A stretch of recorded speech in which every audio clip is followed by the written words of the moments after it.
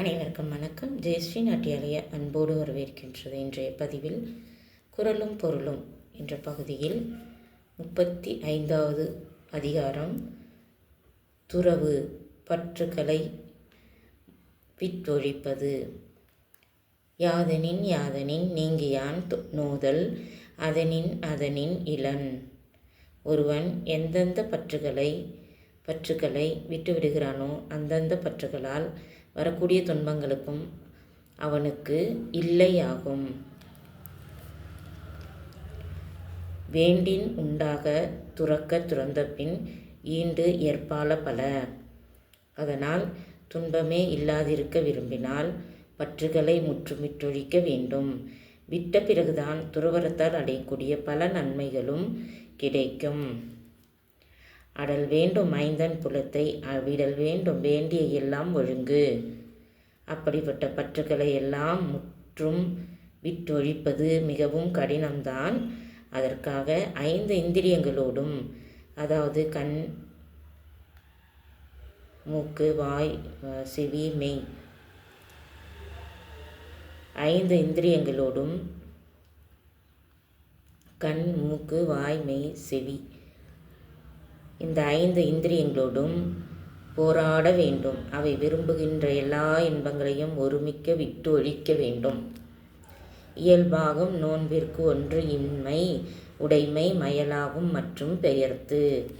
பற்றுக்களை விட்டதன் பயனாக தன்னுடையது என்று ஒரு பொருளையும் எண்ணக்கூடாது. எந்த ஒரு பொருளையும் உடைமையாக வைத்து கொள்ளாமல் இருப்பதுதான் துறவரத்தின் முறை. உடைமை என்பது இருந்தால் அது துறவரத்தை கெடுத்து விட்டுவிட்ட பற்றுக்களில் மீண்டும் ஈடுபடுவதாக நம்மை ஆக்கிவிடும். மற்றும் தொடர்பாடு எவன்கொல் பிறப்பருக்கள் உற்றார்க்கு உடம்பும் மிகை. உடைமைகளில் மட்டுமல்ல, உடம்பின் மீது கூட பற்று வைக்கக்கூடாது. பிறவாதிருக்க வேண்டும் என்ற முயற்சிகளில் ஈடுபடும் துறவிக்கு அவனுடைய தேகமே கூட அவனுக்கு பாரம். அப்படி இருக்க வேறு உடைமைகள் எதற்காக?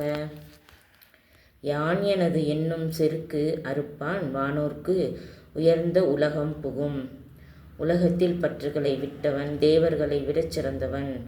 நான் என்னுடையது என்ற மயக்கங்களை விட்டவனே தேவர்களுக்கும் மேலான வீட்டின்பத்தை அடைவான்.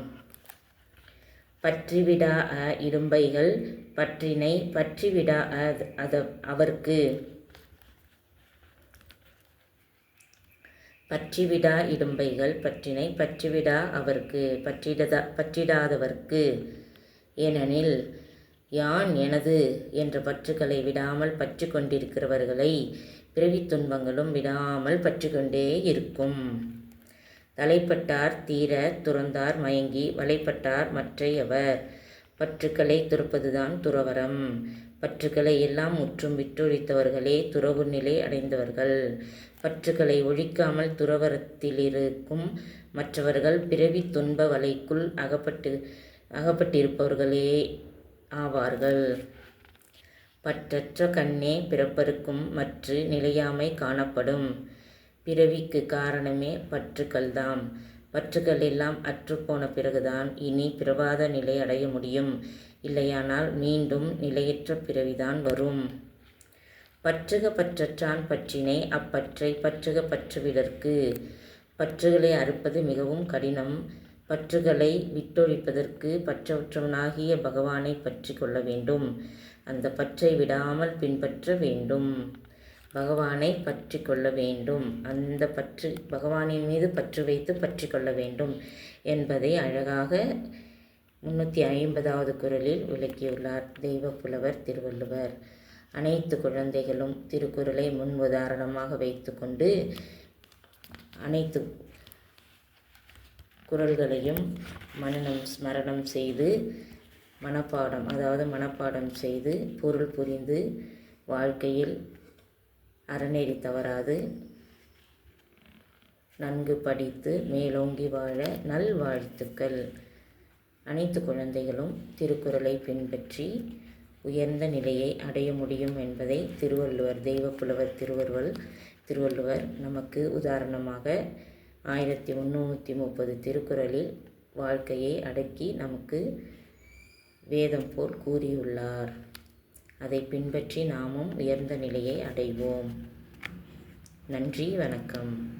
எங்கள் நாட்டியாலயாவில் தையல், இசை, நடனம், யோகா, வயலின் பயிற்சிகள் அனைத்தும் சிறந்த முறையில் பயிற்சி கொடுக்கின்றோம்.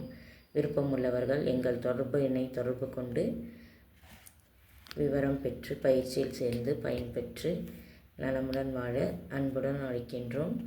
நல்வாழ்த்துக்கள்.